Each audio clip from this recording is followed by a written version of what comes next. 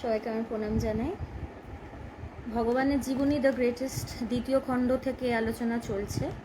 আজকের যে বিষয় সেটা হচ্ছে পঞ্চকোষ। আমাদের ভেতরে 5টা কোষ আছে বা আবরণ আছে। শুধু যে পঞ্চকোষ নিয়ে আলোচনা হবে তা না, সুষুপ্তি অবস্থা এগুলো নিয়েও আলোচনা হবে। এবং সুষুপ্তি ব্যাপারে অনেক ইনডেপথ একটা ডিসকাশন আছে বেদান্তে, এবং সুষুপ্তির বিচারটা খুবই কঠিন, তাই সবাইকে এই বিচারটা শেখানো হয় না। কিন্তু ভগবানের গুরু ভগবানকে শিখিয়েছিলেন সুষুপ্তির বিচার। তো আজকে ওই জায়গাটা আলোচনা হবে, তো সেটাই শুরু করছি। শাস্ত্রে বা মহাপুরুষেরা সমাধি সম্বন্ধে যা বলেছেন ভগবানেরও সেই একই অনুভব হয়েছে। সুষুপ্তি হলো সেই অবস্থা যেখানে জাগ্রত বা স্বপ্নের চঞ্চলতা নেই। তো এগুলো নিয়ে বারবার অনেকবারই আলোচনা করেছি। তো বারবার রিপিটেশন করতে হয় কারণ মানুষ মনে রাখে না বা অনেক বেশি কনফিউশন থাকে। তো প্রত্যেকবারই চেষ্টা করা হয় যতটা সহজভাবে লেখার মাধ্যমে ব্যাখ্যা বা বলার মাধ্যমে ব্যাখ্যা করা যায়। তো আমরা 3টে অবস্থার মধ্যে দিয়ে থাকি: জাগ্রত, স্বপ্ন, সুষুপ্তি। সুষুপ্তি অবস্থা হলো যেখানে একদম ডিপ স্লিপ। তো আরেকটা যেটা আমাদের স্বপ্নাবস্থা, সেখানে স্বপ্ন দেখি আমরা, সেটাকে সত্য বলেই ভাবি। কিন্তু সুষুপ্তি অবস্থা, সেখানে কোনো স্বপ্ন থাকে না, একদমই কোনো অ্যাক্টিভিটি নেই। সে আমার শরীরের নেই, আমার মনেরও নেই, বুদ্ধি অহংকার কোনো কিছুরই অ্যাক্টিভিটি নেই। সেখানে জাগ্রত বা স্বপ্নের চঞ্চলতা নেই। জাগ্রত অবস্থায় আমরা সবসময় চঞ্চল, কারণ জাগ্রত অবস্থায় আমাদের মন ভীষণভাবে কাজ করে, এবং আমাদের মন বলতে সেখানে হাজার চিন্তা, বহু চিন্তা। তো এই জন্য আমাদের মন ভীষণ চঞ্চল জাগ্রত অবস্থায়। এবং স্বপ্ন অবস্থায় আমাদের একটা চাঞ্চল্য থাকে, কারণ স্বপ্নটা আমরা সত্যি বলে ভাবি। তাই যখন কোনো বাজে স্বপ্ন দেখি বা ভয়ের স্বপ্ন দেখি, আমাদের ভয় লাগে, তখন আমাদের মনে একটা ধুরপুর হয়, ঘাম ঝরে, একটা চাঞ্চল্য সেখানেও থাকে। কিন্তু সুষুপ্তিতে কোনো চঞ্চলতা নেই। তো অনেক মানুষই রোজ সুষুপ্তিতে যায়। যখন আমাদের খুব মেন্টাল এক্সশন হয় বা ফিজিক্যাল এক্সশন হয়, তখন মানুষের ডিপ স্লিপটা হয়, কারণ শরীরের একটা কমপ্লিট রেস্ট দরকার। তো সেই সুষুপ্তিতে অনেকেই যায়। এটাও হয়, হয়তো আমরা বলি না যে আমি খুব লাইট স্লিপার, আমার খুব কাঁচা ঘুম, বা আমি চট করে আমার ঘুম ভেঙে যায়। তো সেটা না, আমরা 8 ঘন্টা ম্যাক্সিমাম ঘুমাই। তো সে 8 ঘন্টার স্প্যানে আমাদের সুষুপ্তি স্বপ্ন মিলিয়ে মিশিয়ে চলতে থাকে। শুধু যে সুষুপ্তি বা শুধু যে স্বপ্নাবস্থা তা নয়, ঘুম কখনো গাঢ় হয়, কখনো হালকা হয়। তো এখন এগুলো সব আলাদাই আলোচনার। স্বপ্নর অ্যানালিসিস করতে তো আমি এখানে বসিনি, আমি বেদান্ত আলোচনা করছি। তো for the sake of easy understanding আমি কথাগুলো বলছি। তো সুষুপ্তি অবস্থায় কিন্তু কোনো চঞ্চলতা নেই। কিন্তু সুষুপ্তি অবস্থাটাকে আমি যদি আধ্যাত্মিক ভেবে গুলিয়ে ফেলি, তাহলে কিন্তু বিপদ। এখন ধ্যান করতে করতে আমাদের একটা এরকম অবস্থা হয় যে ভেতরে কোনো চিন্তা নেই বা ভীষণ কোনো চঞ্চলতা নেই। আর সুষুপ্তিতেও কোনো চঞ্চলতা থাকে না, কিন্তু দুটোর মধ্যে পার্থক্য কিন্তু আছে দুটো অবস্থায়। মন সেখানে বিক্ষেপ রহিত, স্থির। সুষুপ্তিতে মন স্থির, মনের অ্যাক্টিভিটি থাকে না বলে আমরা কোনো স্বপ্ন দেখি না। স্বপ্নাবস্থায় মনের অ্যাক্টিভিটিটা থাকে, তো সুষুপ্তিতে সেই অ্যাক্টিভিটিটা বন্ধ হয়ে যায়। তো মন তখন স্থির হয়, তো সেখানে কোনো বিক্ষেপ নেই। আমাদের জাগ্রত অবস্থায় কি বিক্ষেপ, মন একটা থেকে আরেকটা থেকে আরেকটায় যায় গিয়ে। একটা বাদর যেমনি এক জায়গায় স্থির বসতে পারে না, সে এক ডাল থেকে আরেক ডাল ছুটছে, আমাদের মনটাও কিন্তু সেরকম। কিন্তু সুষুপ্তিতে সেটা হয় না। সুষুপ্তি জাগ্রত বা স্বপ্নাবস্থার চাঞ্চল্য থেকে বিশ্রামের স্থান। তো এখন ঈশ্বর এমনভাবেই তৈরি করেছেন পুরো সিস্টেম, আমাদের যদি শুধু স্বপ্ন অবস্থা থাকতো, তাহলে তো স্বপ্ন দেখেও আমাদের যে চাঞ্চল্য, সেটা আমাদের কমপ্লিট রেস্টের থেকে আমাদেরকে দূরে রাখত।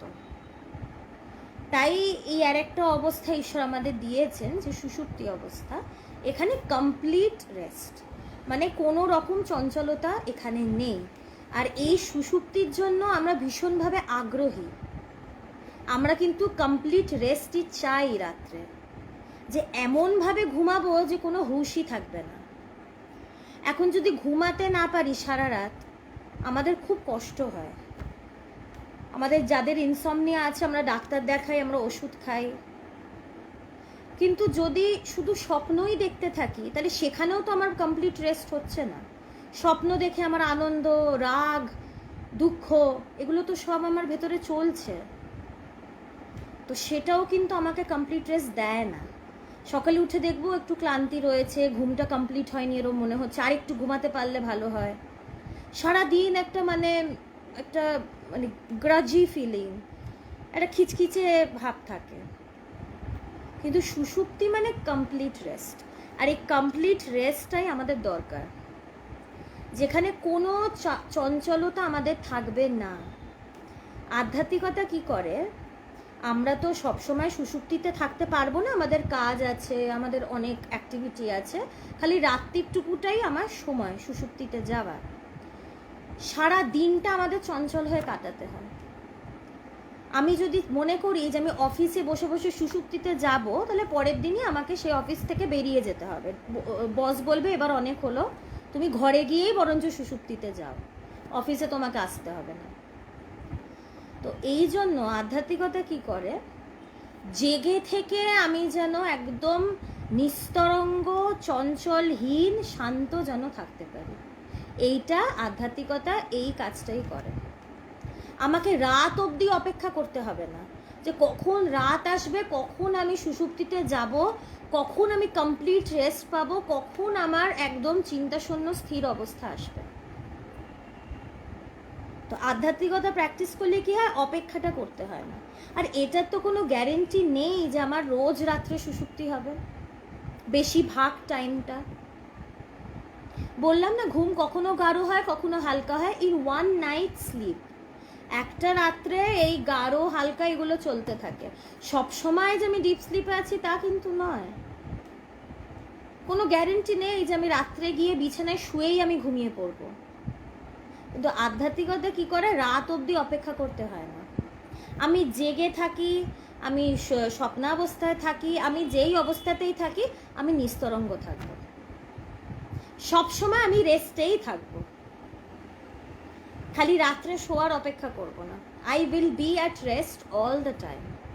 আর আধ্যাত্মিকতা যেটা করে সেটা হচ্ছে গ্যারেন্টিড তুমি রেস্টে থাকবে।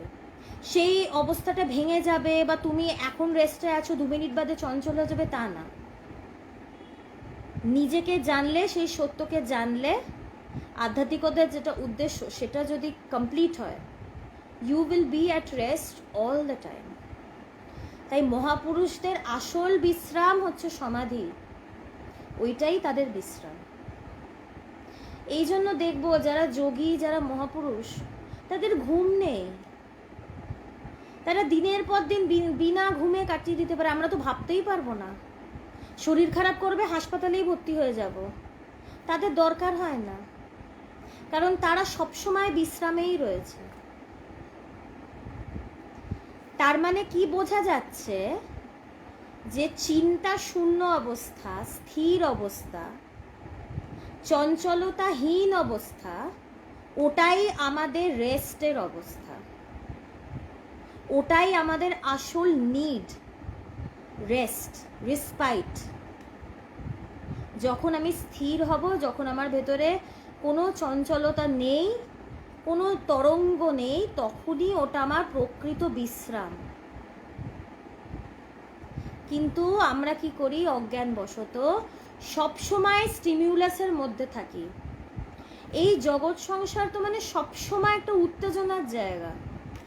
এইটা হচ্ছে, সেইটা হচ্ছে, যাই হচ্ছে, প্রত্যেকটা ঘটনা আমাকে নাড়িয়ে দিচ্ছে সবসময়। আমি সবসময় বাইরের যা কিছু ঘটুক না কেন, সবসময় সেটা আমাকে প্রভাবিত করে ফেলছে। আই অ্যাম অলওয়েজ ইনফ্লুয়েন্সড, বেশিরভাগ নেগেটিভলি, পজিটিভ ইনফ্লুয়েন্স খুবই কম থাকে। তো এই উত্তেজনাটাই আমাদের শরীরে কিন্তু বাজে প্রভাব ফেলে।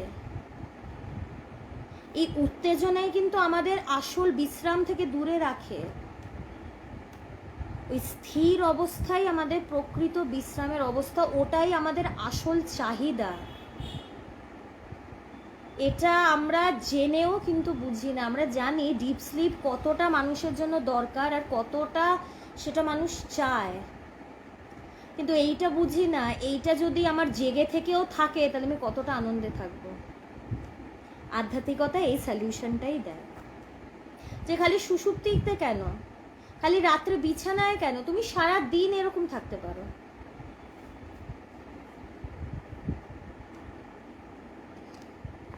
তাই এইটাই হচ্ছে বিশ্রাম। ঠিক ঠিক। চঞ্চল মন জাগ্রতে নানা বাহ্য বিষয় ও স্বপ্নে আন্তর বিষয় নিযুক্ত থাকে বলে খণ্ডিত ও অশান্ত হয়ে থাকে, কিন্তু সুষুপ্তিতে বিক্ষেপ শূন্য হওয়ায় খণ্ডিত থাকে না বলে সুষুপ্তিতে পরম শান্তি অনুভব করে। তো ডিফারেন্সটা বলছে যে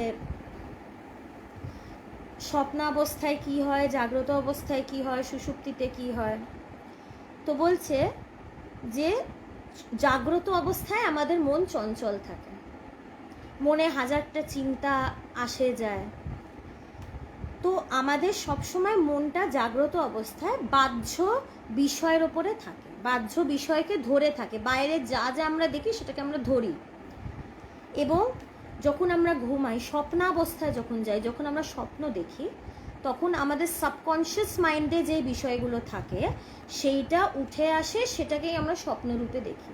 তাই এমন এমন স্বপ্ন দেখি যেটার কোনো লজিক নেই, বা স্বপ্নে এমন কাউকে দেখলাম যাকে আমি এই লাইফ টাইমে দেখিনি, বা এমন কিছু একটা হলো আমার স্বপ্নে যেটা আমার সাথে আগে ঘটেনি। তো এগুলো খুব মিস্টিরিয়াস। তো আমাদের সাবকনশিয়াস মাইন্ডে পুরনো পুরনো সংস্কারের দরুন যেগুলো থাকে সেগুলোই আমরা স্বপ্নরূপে দেখি। তো সেখানে আমাদের ভেতরের বিষয়গুলো কিন্তু থাকে, মন সেগুলোকে ধরে। তো এই যে এক একটা বিষয় ধরছে, এখানেই তো মনটা ডিভাইড হয়ে যাচ্ছে। চাকরিতে মন, সংসারের বাড়ির এতে মন, কিছু একটা প্যাশন আছে সেই দিকে মন, খণ্ডিত, অলওয়েজ ডিভাইডেড। কিন্তু সুষুপ্তিতে কি হচ্ছে, সুষুপ্তিতে তো কোনো বিষয় পাচ্ছে না, সেখানে জগৎ নেই কারণ গভীর ঘুম, সেখানে সাবকনশিয়াস মাইন্ডও নেই because mind is completely inactive. Conscious mind, subconscious mind সুষুপ্তিতে দুটোই ডরমেন্ট থাকে, শুয়ে সুপ্ত অবস্থায় থাকে। তাই আমার ভেতরের বিষয়ও কিছু নেই, তাই স্বপ্নও নেই। তো সেখানে যেহেতু বিষয় নেই, সেখানে তাই খণ্ডনও নেই, ডিভিশন নেই, ভাগ নেই, যেটা আমার জাগ্রত বা স্বপ্নাবস্থায় হচ্ছে। সুষুপ্তিতে সেটা হয় না। তাই সেখানে স্থিরত্ব থাকে, একটা শান্তি থাকে, কারণ খণ্ডন হচ্ছে না, ভাগ হয়ে যাচ্ছে না, কোনো বিষয় নেই, কোনো স্টিমিউলাস নেই যেটা আমাকে নাড়াবে বা যেটা আমাকে ইনফ্লুয়েন্স করবে।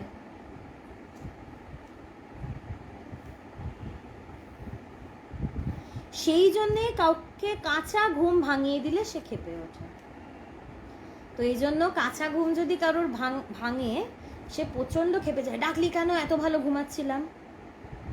সে অজান্তেই কিন্তু মানুষ কিন্তু সেই স্থির অবস্থায় কিন্তু চায়, নাহলে সে ক্ষেপবে কেন যে তুই আমার কাঁচা ঘুম ভাঙালি। জাগ্রত অবস্থা যদি এতই প্রিয় হয় তাহলে ডেকে দিলে তো খুশি হব, ও তুই ডেকে দিলি, তুই না ডাকলেও তো সেটা আমি মিস করে যেতাম। কিন্তু না, ঘুম ভাঙালে আমাদের ভীষণ রাগ হয়, কারণ আমরা ভেতরে ভেতরে subconsciously we require that state, we are attracted to that. আমাদের আকর্ষণ হয় সেই স্থিরত্বের প্রতি, সেইটা বাধাপ্রাপ্ত হলেই আমরা অজান্তে ক্ষেপে যাই। কোনোদিন কি ভেবেছি যে ঘুম তো ভাঙালো, আমি ক্ষেপে গেলাম কেন? ঘুম ভেঙে গেছে তা ক্ষেপে গেছি তা না, ঘুম অবস্থায় আমি যেটা এনজয় করছিলাম সেইটা আমার বাধাপ্রাপ্ত হলো, সেই আনন্দটা আমার ভেঙে গেল, সেই স্থিরত্ব, সেই শান্তিটা আমার বাধাপ্রাপ্ত হলো। এই জন্য সে মানুষ ক্ষেপে যায়। আমরা অজান্তে সেই স্থিরত্ব চাই, কিন্তু মায়ার জন্য, অজ্ঞানতার জন্য এই চাহিদাটা আমাদের ঢেকে যায়, বা আমরা কনসিয়াসলি এই চাহিদাটার দিকে তাকাতে পারি না, বুঝতে পারি না। এটাই মায়া। কিন্তু আধ্যাত্মিকতা এই প্রবলেমের রুটে যায়, সে আমাদেরকে বোঝায় যে এইটা তোমার দরকার, আসলে তুমি বুঝতে পারছো না, ইগনোরেন্স, অজ্ঞানতার জন্য তুমি বুঝতে পারছো না। সে ধরিয়ে দিয়ে সে আধ্যাত্মিকতার এই সলিউশনটা দেয়। সুষুপ্তিতে মন অন্নময় কোষ, প্রাণময় কোষ, মনোময় কোষ, বিজ্ঞানময় কোষ ছাড়িয়ে আনন্দময় কোষে প্রবেশ করে, যার অব্যবহিত পরেই আনন্দস্বরূপ ব্রহ্ম বা আত্মা। আমাদের 5টা কোষ আছে, পঞ্চকোষ, আজকে যেটা আমাদের মূল বিষয়।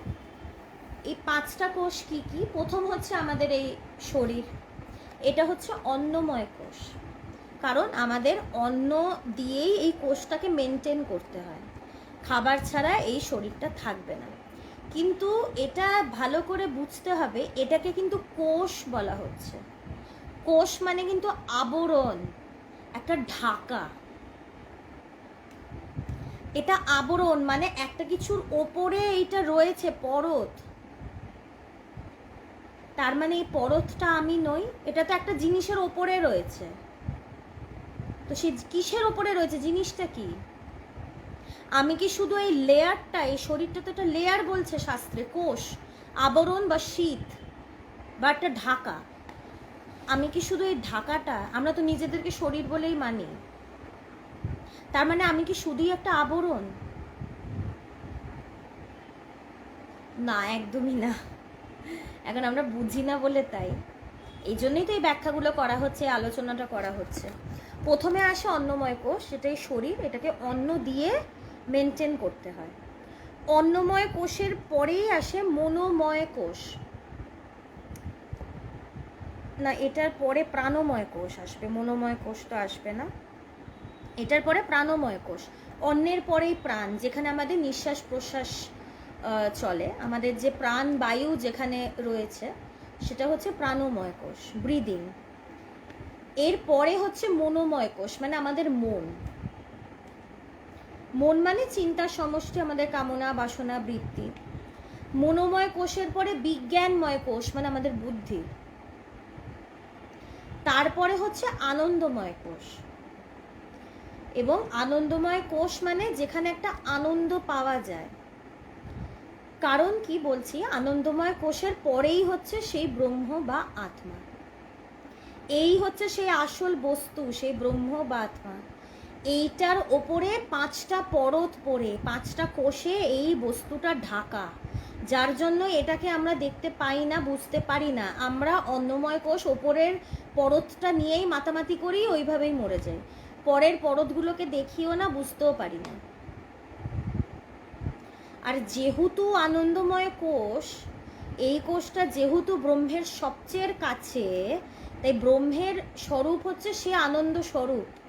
তাই সেই যে তার যে ক্যারেক্টারিস্টিক্স, সেটার কিছুটা আভাস গিয়ে এই আনন্দময় কোষে পড়ে বলেই এইখানে আনন্দ পাওয়া যায়, since it is close two ব্রাহ্মণ। এখন সূর্যের মানে সবচেয়ে কাছে হচ্ছে মার্কিউরি, এই গ্রহটা সবচেয়ে কাছে, তো ওইখানের তাপ তো ভয়ঙ্কর থাকবে। এটাও সায়েন্টিস্টরা কবে শুনছিলাম মার্কিউরি গলেই যাবে বা সূর্য সেটাকে করে নেবে, খেয়ে নেবে। তো যত কোনো গ্রহ সূর্যের থেকে দূরে থাকবে সে তত ঠান্ডা, যত কাছে সে তত গরম, কারণ ও তাপটা তো লাগবে। এখন আগুনের কাছে বসবো, তাপ লাগবে না, তা কি হয়? তাপটা আগুনের একটা ক্যারেক্টারিস্টিক, সেরকমই ব্রহ্মের আনন্দটা ক্যারেক্টারিস্টিক। তাই সেটার কাছাকাছি যেটা থাকবে সেখানেও সেটা ফিল হবে ওই তাপের মতন। তো সুষুপ্তিতে কি হয়, সুষুপ্তিতে আমরা এই আনন্দময় কোষে থাকি, এই জন্য সেখানে আমাদের একটা আনন্দ থাকে, শান্তি, একটা স্থিরত্ব, কারণ সেটা ব্রহ্মের সবচেয়ে কাছে, কিন্তু ব্রহ্ম নয়। Point to be noted. আমি যদি মনে করি আমি রোজ সুষুপ্তিতে যাচ্ছি মানে আমি ব্রহ্মে চলে যাচ্ছি, তা নয়। এই আনন্দময় কোষটাও কিন্তু একটা কোষ, ওটাও একটা আবরণ, সেটা কিন্তু সেই সত্য বস্তু নয়। আনন্দময় কোষে প্রবলেমটা কি হয়, অনেকেই আমরা আনন্দময় কোষে যাই, সেখানে আনন্দ পাই, আমরা সেটাকেই ব্রহ্ম বলে ভুল বুঝি। সেটা কিন্তু ব্রহ্ম নয়, সেটা ব্রহ্ম অনুভূতি নয়। কাছাকাছি বলে আনন্দটা লাগছে। এই জন্যই সুষুপ্তি থেকে আমাদেরকেও ঝাঁকিয়ে ঝাঁকিয়ে তুলে দিলে আমাদের কষ্ট হয়, কারণ এই আনন্দটা ব্রেক হয়। তার মানে বুঝতে হবে যে আমাদের আনন্দটা এই অন্নময় কোষেও নেই, প্রাণময়, মনোময়, বিজ্ঞানময় 4টে কোষেই নেই। আনন্দটা আনন্দময় কোষ থেকে শুরু হয়। তাহলে এই আগের 4টের কোষ নিয়ে যে আসক্ত থাকি, সেটা কেন থাকবো? নাহলে তো বলতো আমরা অন্নময় কোষে থাকলে, এই শরীরে নিয়ে থাকলে, শরীরের মধ্যে থাকলেই আমরা আনন্দে থাকতে পারি। সেটা তো বলছে না। আর আমরা তো নিজেদের লাইফ দিয়েই দেখছি যে সুষুপ্তিতেই আমাদের আনন্দ। জাগ্রত অবস্থা আনন্দ হলে তো সবসময় জেগে থাকতে চাইতাম, কিন্তু কি না ঘুমাতে চাই, ঘুমাতে চাই। ঘুম না হলে ছটফট করি। যেই সংসারকে এত ভালোবাসি, রাত্রি হলেই মনে হয় সব ছেড়ে চুড়ে এটাকে অফ করে ঘুমাই, আর চিন্তা করতে পারছি না। তো এটা বুঝতে হবে যে বাকিগুলোতে আমার শান্তি আনন্দ নেই। অন্নময়, প্রাণময়, মনোময়, বিজ্ঞানময় 4টেতেই আমার আনন্দ নেই। থাকলে তো আর আনন্দময় কোষের আলাদা প্রয়োজন হতো না, বা সেখানে যেতেও হতো না। তো সুষুপ্তিতে আমরা আনন্দময় কোষে থাকি এবং আনন্দ উপভোগ করি। আর একটা কারণে অনেকে মনে করে তো যে ওটাই ব্রহ্ম। আর একটা কারণে বিচারটা কিভাবে করব যেটা ব্রহ্ম নয়। বারবার বলি, ব্রহ্ম সেই চরম অবস্থা, চরম সত্য, সেখানে এক ছাড়া দ্বিতীয় কোনো বস্তু নেই। সেখানে আলাদা করে আনন্দও নেই, আর যে আনন্দ উপভোগ করবে সেও নেই। আনন্দ স্বরূপ। কিন্তু আনন্দময় কোষে কিন্তু আমি আনন্দ উপভোগ করছি, এখানে 2 আছে, তাই সেটা ব্রহ্ম নয়। আনন্দ উপভোগ করা আমার উদ্দেশ্য না, আনন্দ স্বরূপ হিসেবে নিজেকে অনুভব করাটা উদ্দেশ্য। এই ছোট ছোট জায়গাগুলো আমরা ভুল করি, এগুলো গ্রামার। আমরা যারা আধ্যাত্মিক পথে পথিক, আমরা এই জায়গাগুলো ভুল করি। আনন্দময় কোষে গিয়ে ভাবে আমি ব্রহ্মকে জেনে নিয়েছি। ব্রহ্মে আলাদা করে কোনো অনুভব নেই, সেখানে 2 নেই। এই জায়গাগুলোকে ভালোভাবে লক্ষ্য করতে হবে। যে বিচার করে তার কিন্তু এগুলো ধরা পড়ে, তার আর ভুলগুলো হয় না। তো এই কোষ ছাড়িয়ে আনন্দময় কোষ হচ্ছে সেই সুষুপ্তি, আর এটার পারে হচ্ছে সেই ব্রহ্ম বা আত্মা। আনন্দময় কোষে সুষুপ্ত জীবের মধ্যে ব্রহ্মানন্দের অভাব থাকে না, শুধু আবরণ থাকায় জ্ঞানের অভাব থাকে। তো এই অবস্থায়, সুষুপ্তি অবস্থায় ব্রহ্মানন্দের কোনো অভাব থাকে না। তো বললাম না, সেই তাপটা, আগুনের যেমনি কাছে গেলে তাপ লাগে, সেরকমই সেটা যেহেতু ব্রহ্মের সবচেয়ে কাছে এই কোষটা, তাই সেখানে ব্রহ্মানন্দর স্বাদটা পাওয়া যায়। কিন্তু কি, সেটা তো আবরণ, সেটা তো ব্রহ্ম নয়, সেটা একটা কোষ। It is separate from the absolute truth. তাই সেখানে জ্ঞানের অভাব। সেখানে ব্রহ্মের আনন্দ আছে, কিন্তু ব্রহ্মের অনুভব নেই। তাই সেই অবস্থাটাও অজ্ঞান অবস্থা, সুষুপ্তি। সেটা অজ্ঞান অবস্থা, কারণ সেখানে খালি ব্রহ্মের আনন্দের উপলব্ধি আছে, ব্রহ্মের তো উপলব্ধি নেই। কারণ সেখানেও সেটা একটা কোষ, সেখানে অজ্ঞানতা আছে, অজ্ঞানতার বীজ সেখানে থাকে। কিন্তু যিনি জ্ঞান লাভ করেছেন তার মন চিরতরে শান্ত হয়ে গিয়েছে স্বরূপের অনুভূতিতে। তাই তিনি জাগ্রত থাকলেও তার মন স্থির থাকে, ও জেগে থেকেও তিনি পূর্ণানন্দের আস্বাদ লাভ করেন। এই কথাটাই আমি বলছিলাম, যে নিজেকে জেনেছে, যে জ্ঞান লাভ করেছে, তার মন চিরতরে শান্ত হয়ে গেছে স্বরূপের অনুভূতিতে। যে জ্ঞান লাভ করেছে তার মন চির শান্ত। তার মন শান্ত কি, তার মনই নেই, সে শান্তি স্বরূপ। তো তিনি জাগ্রত থাকলেও তার মন স্থির, জাগ্রত অবস্থাতেও তার মন স্থির, আবার সুষুপ্তিতেও তার পূর্ণানন্দ সে আস্বাদ করে, মানে শুধু সুষুপ্তি কেন, বাকি যে কোনো অবস্থায় তার সেই পূর্ণ আনন্দ থাকে। বাকি যে কোনো অবস্থায় তিনি জানেন তিনি ব্রহ্ম বা আত্মা। এইটা কোনোদিন ব্রেক হয় না, বা এটা নয় যে সে সেটা কোনো মুহূর্তের জন্য অনুভব করছে না, সে সবসময় অনুভব করছে।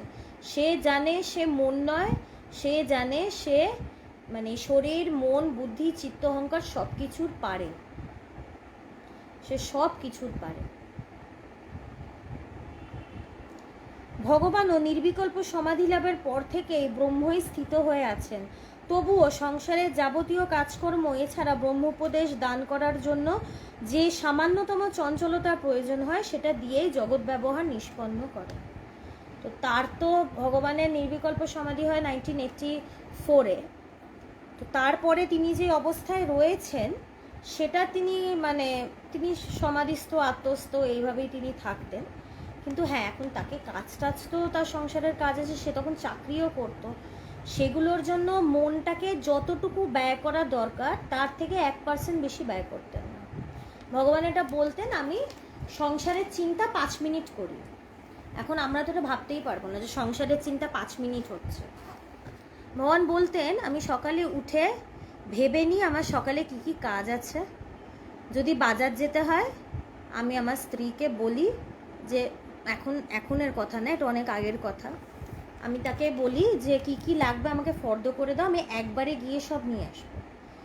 আমি ভেবে নিলাম আমার কি কি কাজ আছে, তারপরে আমি সেই কাজগুলো নিয়ে ভাববো না, সেগুলো আমার হাতে পায়ে হতে থাকবে, মনটা আমার সেখানে ঈশ্বরে, সেই সত্যে।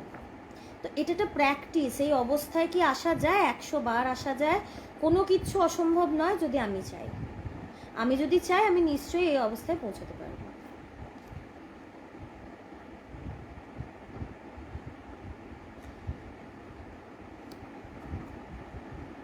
তবুও প্রত্যেক দিনই কোনো না কোনো সময় অন্তরের অন্তঃস্থল থেকে এক তন্দ্রার ভাব, এক অসামান্য আকর্ষণ তাকে টেনে শুইয়ে দেয়।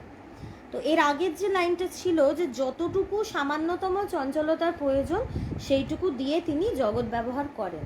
এখন আমাদের সমস্যা হচ্ছে আমাদের যতটুকু প্রয়োজন 10%, আমরা চঞ্চল হয়ে যাই 1000%। মানে হয়তো অত দুশ্চিন্ত অত চঞ্চল না হলেও হবে, কিন্তু আমরা হয়ে যাই habit, because of our habit it's become a tendency for us. নিজেকে কিছুতেই শান্ত এক জায়গায় দাঁড় করিয়ে রাখতে পারি না, টালমাটাল অবস্থা হয়েই যায়। কিন্তু এই জন্যই তো আধ্যাত্মিকতা এই জন্যই দরকার। তো প্রত্যেক দিন কি হয়, যতই ভগবানের কাজ থাকুক, যতই তার মানে কিছু প্রবলেম হোক, কিছু হোক, কোনো অ্যাক্টিভিটি থাকুক, পুরো দিনে কোনো না কোনো সময় তার ভেতর থেকে একটা টান তিনি ফিল করেন এবং সেটা তাকে টেনে শুইয়ে দেয়। এই টান হচ্ছে সেই ব্রহ্মেরই টান। তখন চোখ খোলার জো থাকে না, যখন ভেতর থেকে টান আসে না, একদম ওইখানেই একজন চলে যায় সেই সত্য সেই জায়গায়, তখন চোখ খুলতে ইচ্ছেই করে না। তো তার এটা হতো, এটা হওয়ার জন্য যে তার সংসারে কোনো ঝামেলা হয়েছে তা কিন্তু একদমই নয়। এটার ভাবার কোনো কারণ নেই যে এটা হলে আমার সংসারের কাজ হবে না, সব হবে।